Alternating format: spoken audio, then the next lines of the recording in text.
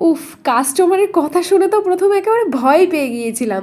একটা বোন আমার কাছে বেশ কিছুদিন আগে তার জন্মদিন উপলক্ষে তার মায়ের ফোন থেকে একটা 2 টায়ারের কেকের অর্ডার করে। তার বাবার সাথে এসে সে আমাকে কেকের অ্যাডভান্স টাকাও পে করে যায়।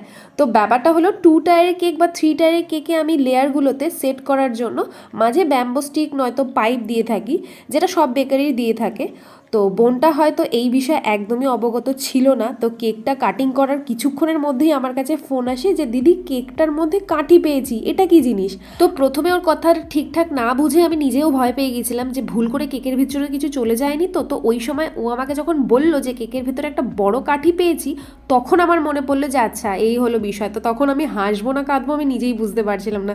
তারপরে ওকে বিষয়টা বুঝিয়ে বলি যে দোতলা বা তিনতলা কেকগুলো ঠিকঠাক সেট করার জন্য আমরা এরকম পাইপ বা এই স্টিকগুলো ইউজ করে থাকি। তো যাই হোক, ও বাচ্চা মেয়ে বুঝতে না পেরেই হয়তো কথাটা বলেছিল।